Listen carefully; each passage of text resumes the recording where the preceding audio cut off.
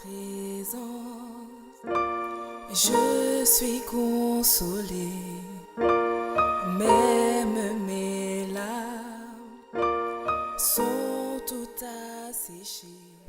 Bonjour patron, vous avez demandé à ce qu'on se voit pour le nouveau dossier, mais j'en ai pas là. Bonjour Anna, non, il ne viendra pas.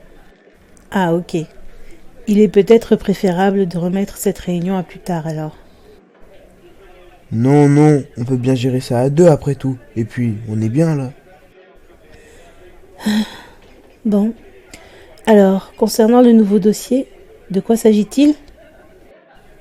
Mais ne soyons pas pressés, on a toute la soirée. Commandons d'abord, voulez-vous un verre de vin ?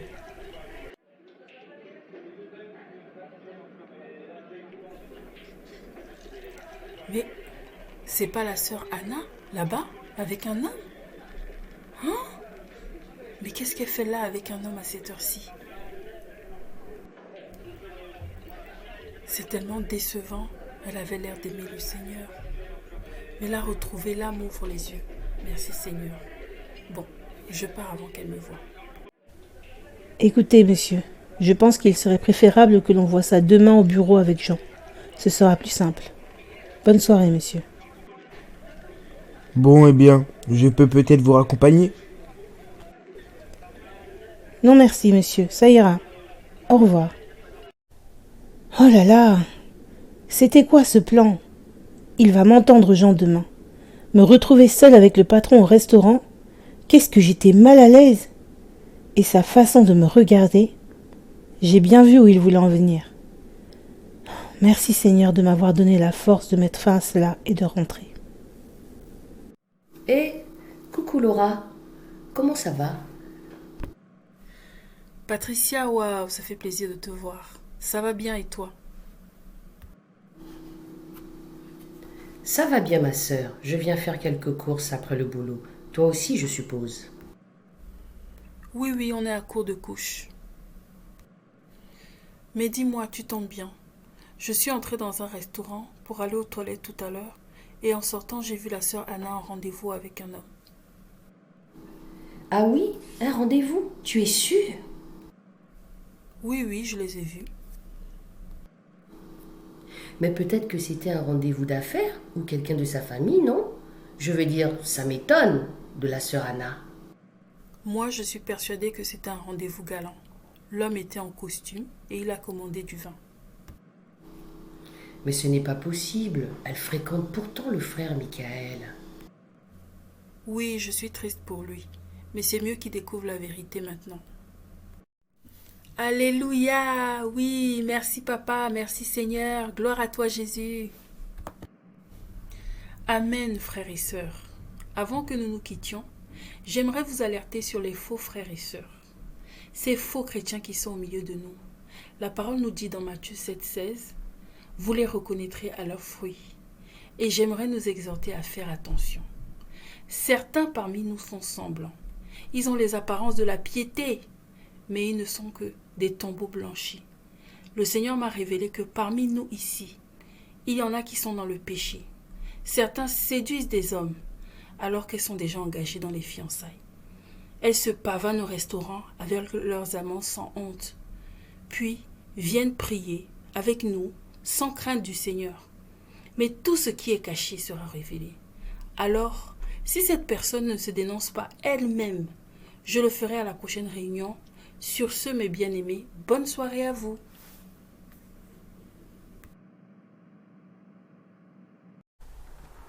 Bonsoir Anna, tu es très belle, comme toujours. Ça a été ta journée ?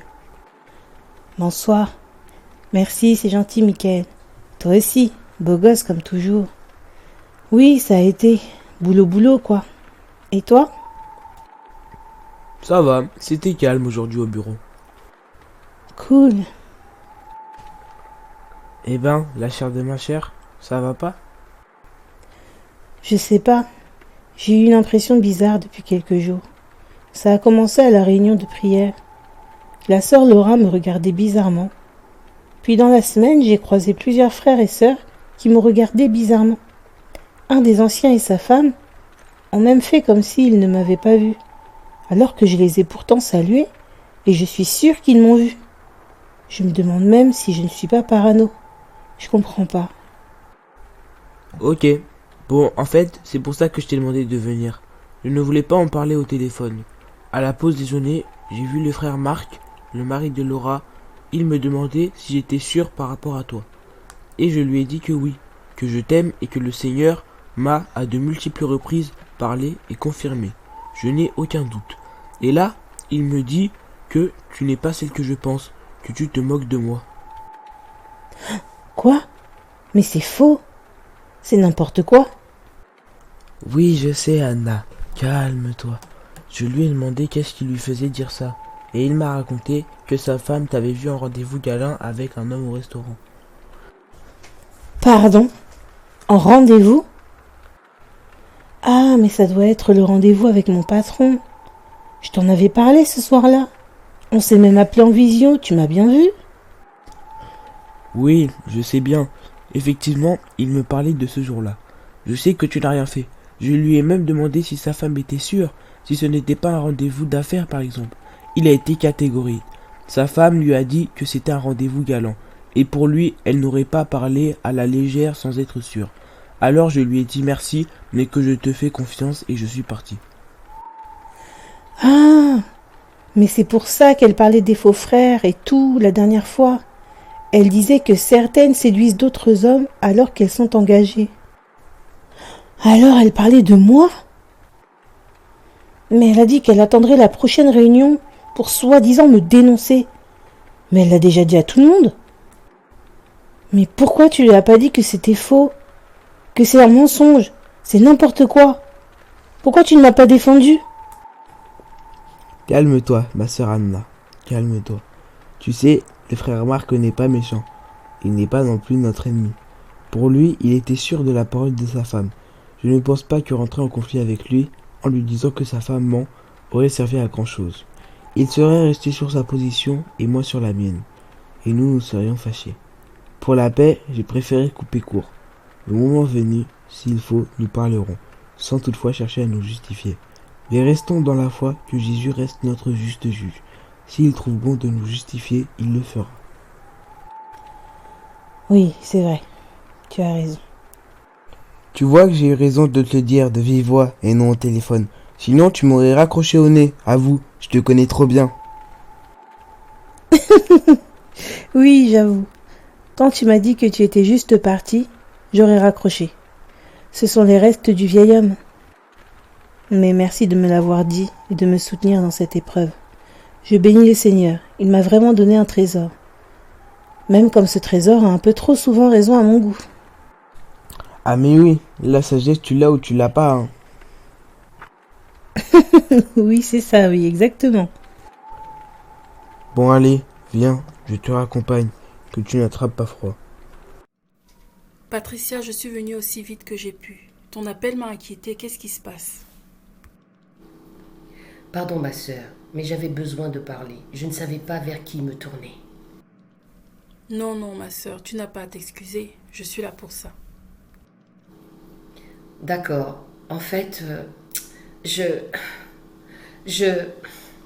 suis tombée avec un autre homme que mon mari. J'ai péché. J'ai tellement honte de moi. Comment est-ce que j'ai pu faire ça? Oh Seigneur.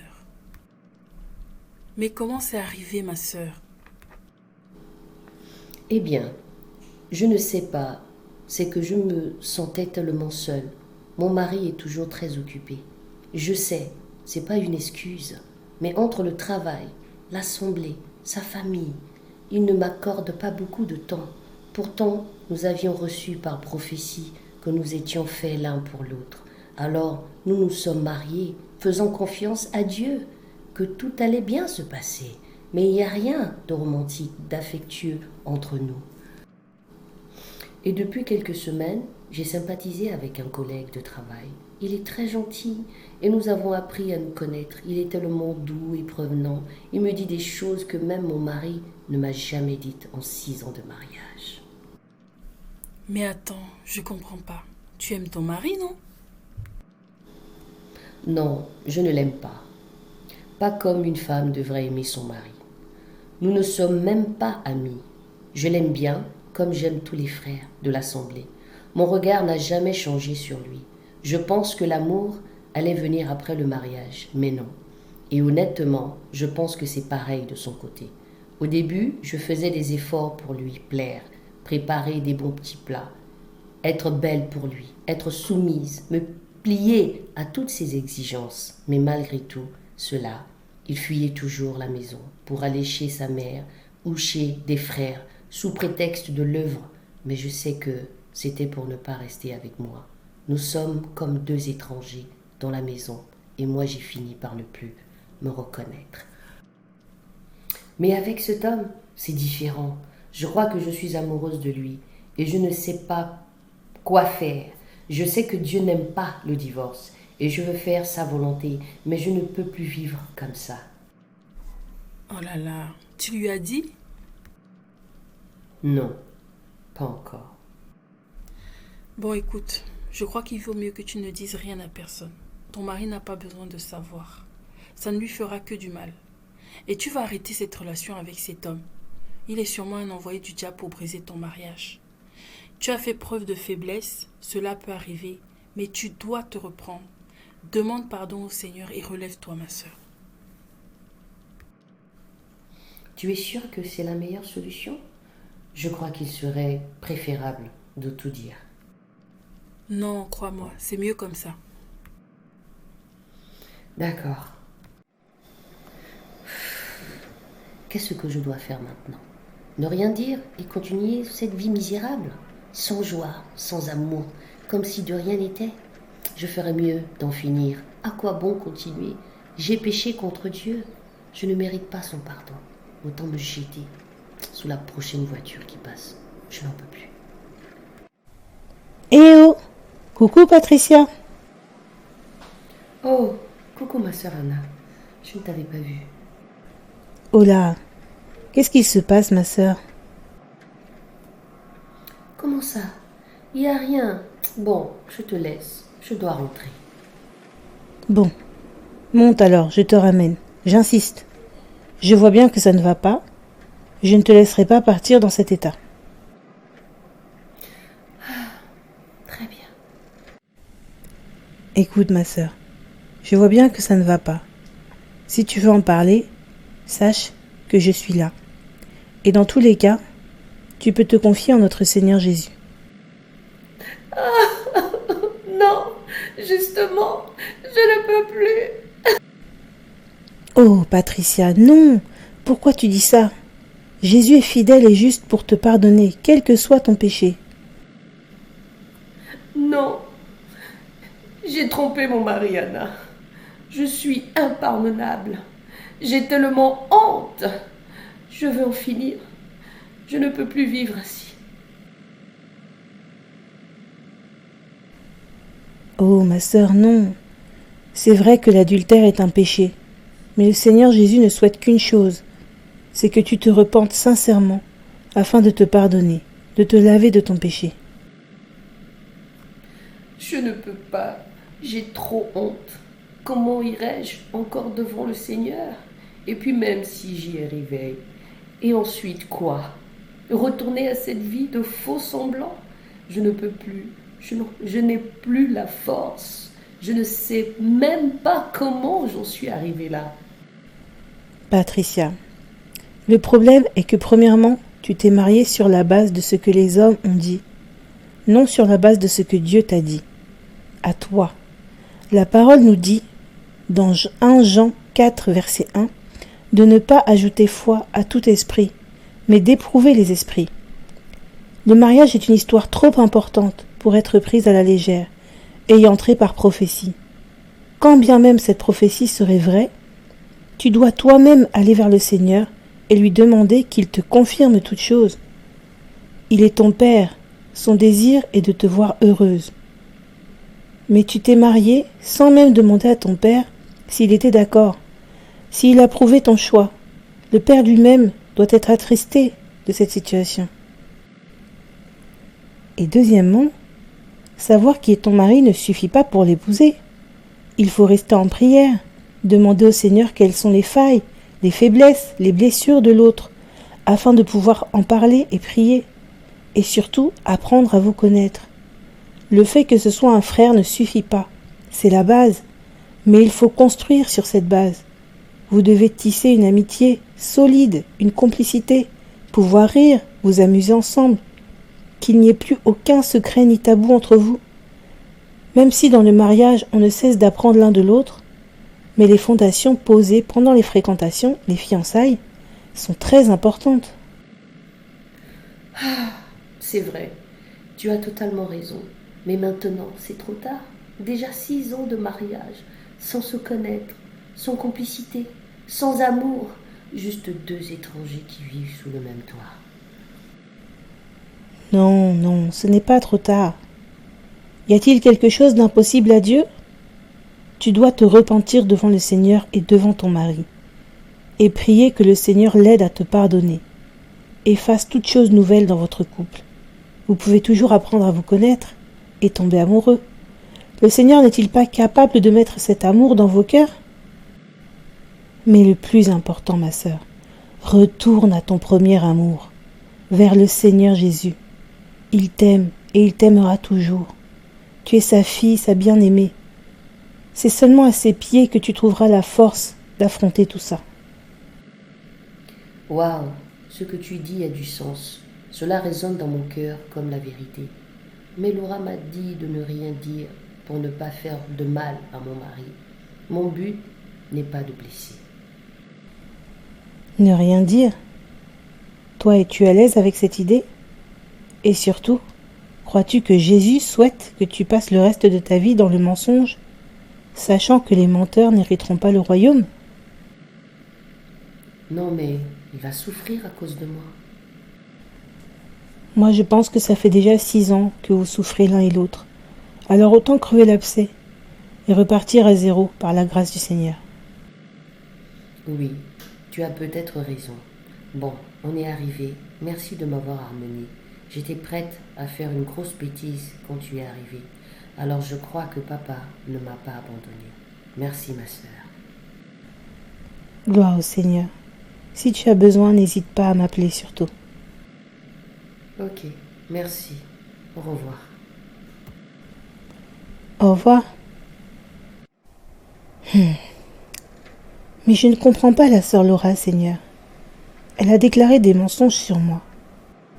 M'a dénoncé, soi-disant, sans aucune preuve. Et là, la sœur Patricia lui avoue être dans l'adultère. Et elle lui dit de garder ça secret.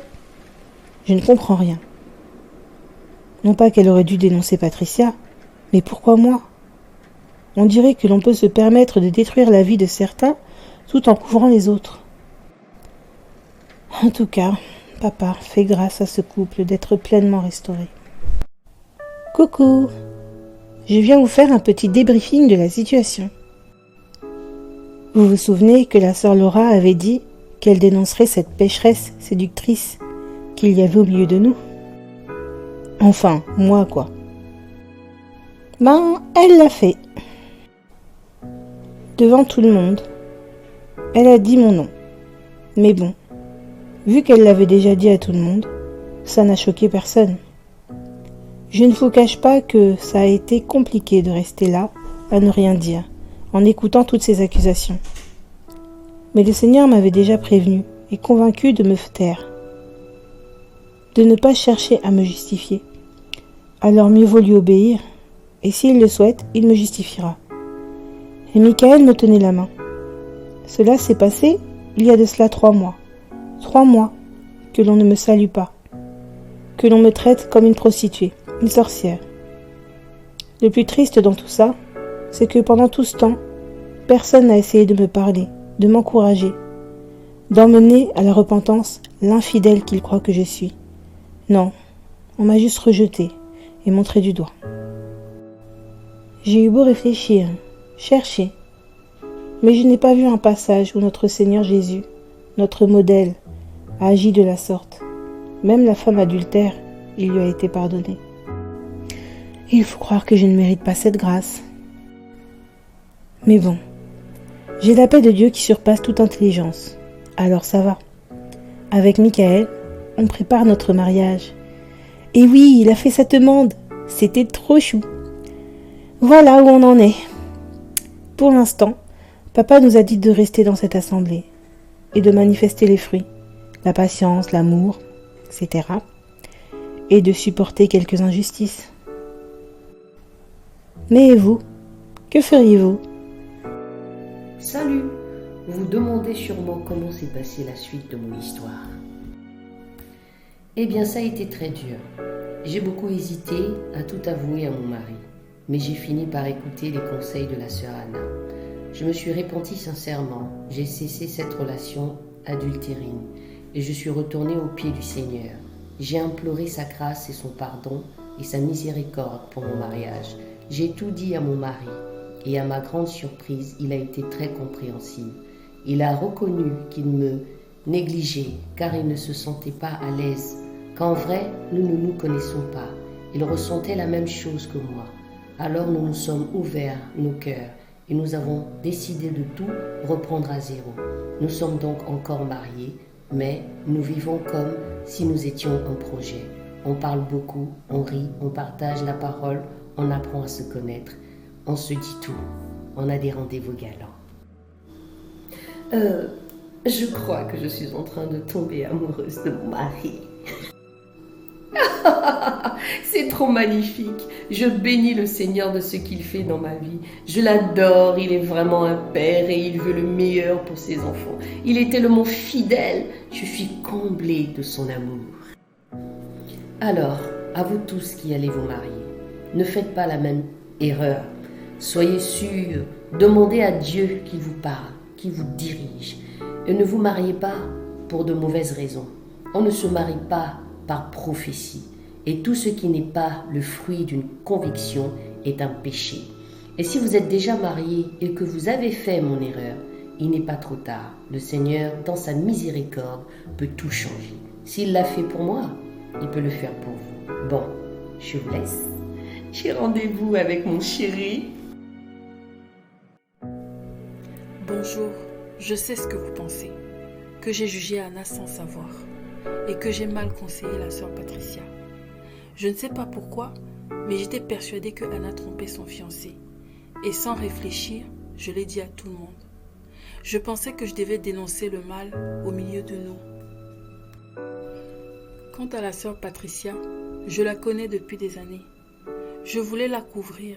Je ne voulais pas que les gens la rejettent à cause de ce qu'elle avait fait. Mais hier, je lisais ma Bible et je suis tombée sur Romains 2 au verset 11. Car devant Dieu, il n'y a point d'acception de personne. Et j'ai senti une profonde tristesse dans mon cœur. J'ai vraiment senti mon cœur se tordre dans ma poitrine, une douleur intense. Et j'ai bien cru que c'était la fin pour moi. J'ai imploré le Seigneur et la douleur a cessé, mais la tristesse est restée. Alors, le Seigneur a commencé à me parler. Il m'a dit, « Pourquoi as-tu dénoncé Anna ? Es-tu sûre qu'elle a péché ? Elle ne l'a pas fait. Ma fille est intègre.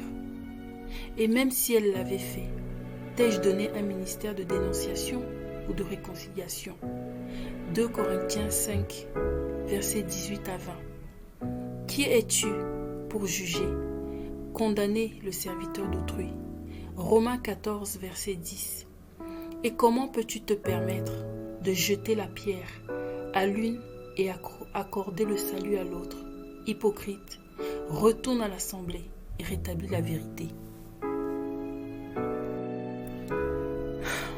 Je te demande pardon, Seigneur. J'ai appelé tout de suite la sœur Anna pour me repentir. Je ne pouvais pas attendre.